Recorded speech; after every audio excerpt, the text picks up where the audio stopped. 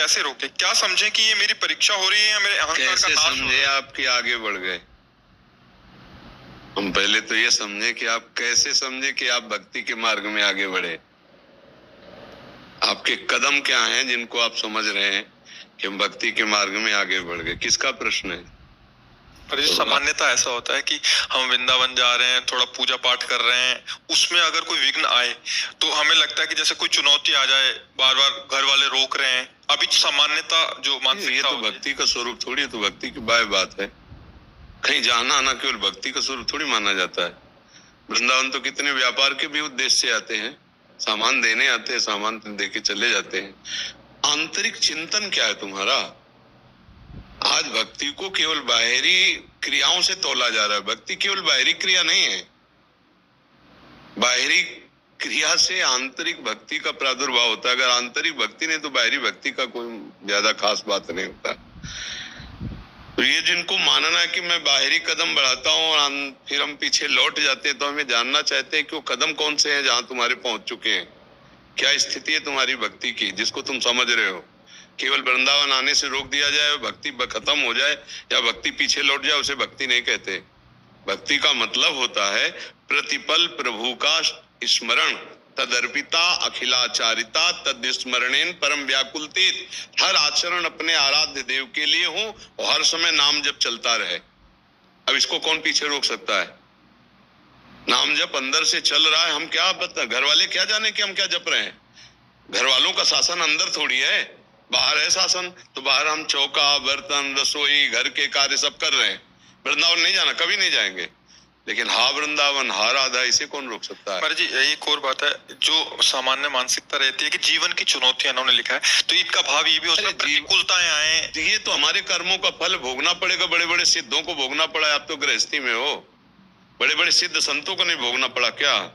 आप हमें किसी ऐसे महापुरुष का नाम लीजिए जिसको कष्ट ना मिला हो जीवन में। भगवान अवतार लिए तो समस्या में से नहीं लड़े क्या? राम जी को 14 वर्ष का वनवास हुआ कि नहीं हुआ? कृष्ण जी को कितने राक्षसों से लड़ना पड़ा? छठी के दिन ही पूतना राक्षसी विष लगा के स्तन में मारने जा रही। संघर्ष ही जीवन है और हमारे किए हुए कर्मों का फल पाप और पुण्य का दुख और सुख आता रहेगा जीवन भर। भक्ति है भगवान की प्राप्ति के लिए, पाप और पुण्य दोनों का विनाश करके भगवत प्राप्ति के लिए। ये सुख दुखमयी भक्ति नहीं होती, ये सुख दुखमयी पाप पुण्य के फल होते हैं। मान लो आज आप वृंदावन आए संत समागम के, अब चकाचक आनंद शुरू हो गया। बोले बहुत सिद्ध बाबा जी, बहुत भक्ति हमारी फली हुई भक्ति नहीं है, ये तुम्हारे पुण्य कर्मों का फल लागू हो चुका है। बोले यार जिस दिन से वृंदावन गए बाबा जी से मिले उस दिन से सब हानि ही होती चली जा रही। ये उसका फल नहीं है, पाप कर्म लागू हो गया है। अब अज्ञानी जीव समझता है नहीं।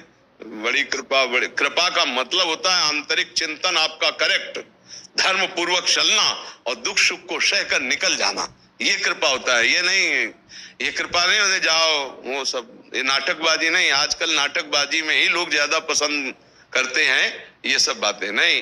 भक्ति की ऊंचाई है अंदर की भागवतिक वृत्ति, नाम जप करते हुए सब कुछ सहना। फिर परेशानी हमारी क्या है? फिर क्या परेशानी है? कोई परेशानी नहीं। और ऐसी चुनौतियों में फिर कैसे सुदृढ़? क्या इनकी चुनौती क्या है? कुछ नहीं है।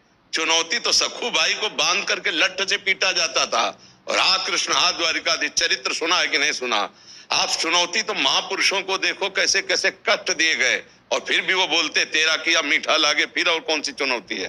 फिर कौन सी चुनौती है? अभी भक्ति में रंगे नहीं आए तो बात क्या है? तेरा किया मीठा लागे, अरे नाम पदार्थ नानक मांगे। कहाँ है स्थिति, कहाँ है भक्ति की? तभी तो हम पूछ रहे थे कि तुम्हारे कदम कौन सी स्थिति में पहुंचे भक्ति की।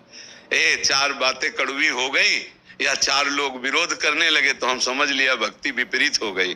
अरे नहीं, अब भक्ति रंग ला रही है। विरोध में भक्ति रंग लाती है। हमारी भक्ति छूट गई तो भक्ति थी ही कहाँ? तभी तो हम पूछा कि चार कदम कहाँ आगे बढ़े जो पीछे लौट गए। भक्ति का मार्ग ऐसा है, एक बार अगर कदम आगे बढ़ गए तो पीछे लौटना नहीं होता। पीछे लौटना नहीं होता। गर्दन कटा सकते हैं लेकिन पीछे नहीं लौट सकते, पीछे कदम नहीं लौट सकते। अभी रंग चढ़ा ही नहीं ना, अभी तो केवल सुनी सुनाई बातें। अभी भक्ति का रंग चढ़ा, अभी तो नशा नहीं चढ़ा ना भक्ति का। भक्ति का नशा चढ़ जाए तो 22 बाजारों में मार कोड़े खाल खींच ली गई ठाकुर हरिदास जी को। हरि बोल, दूसरा शब्द नहीं निकला।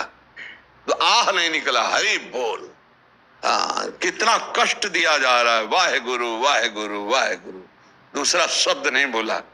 देखो गुरुजनों के चरित्र पढ़ करके देखो, गुरु तेग बहादुर सिंह, गुरु अर्जुन देव सिंह, गुरु गोविंद सिंह, बड़े बड़े महापुरुषों, पुत्रों को दीवाल में चुना दिया गया है और भक्ति में कोई फर्क नहीं पड़ा। और यहाँ जुकाम हो जाए तो भक्ति में फर्क पड़ जाएगा, अपने को जुकाम हो जाए तो भक्ति में, वहां पुत्रों को चुना दिया गया, ईंट पे ईंट रखते जा रहे आप, लेकिन धर्म विरुद्ध सर झुकाना बर्दाश्त नहीं किया गया।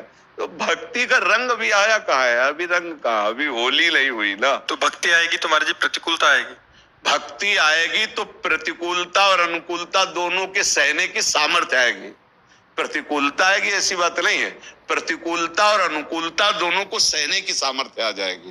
प्रतिकूलता अनुकूलता तो दिन रात की तरह आते ही रहते हैं। किसी एक का जीवन हमें बताओ जिसके जीवन में केवल अनुकूलता ही अनुकूलता रही हो, या किसी का एक का जीवन बताओ जिसके जीवन में केवल प्रतिकूलता ही प्रतिकूलता रही हो। कभी अनुकूलता, कभी प्रतिकूलता, कभी अनुकूलता, कभी प्रतिकूलता, ये चलती रहती है। बोलो आप सबका जीवन है ना ऐसा? कभी सुख, कभी दुख, कभी लाभ, कभी हानि, कभी मन के अनुकूल हो गया, कभी प्रतिकूल हो गया। उसको सहकर आगे भगवान के चरणों में चलना भक्ति कही जाती है। समझ पा रही सखी? भगवान के विधान को केवल भजन बल से ही, भजन बल से ही, दूसरा कोई बल छू छा ऐसा कोई ये सब हमारी तो समझ में आज तक नहीं आया। बड़े बड़े सिद्धों से मिले हैं, बड़े बड़े सिद्ध महापुरुष गंगा किनारे एक से एक परम पवित्र भगवत प्रेमी महात्माओं से मिले। ये सब आज जो नौटंकी नाटक हो रहा है बहुत है, कल अभी और देखना, आगे कलयुग में और देखना।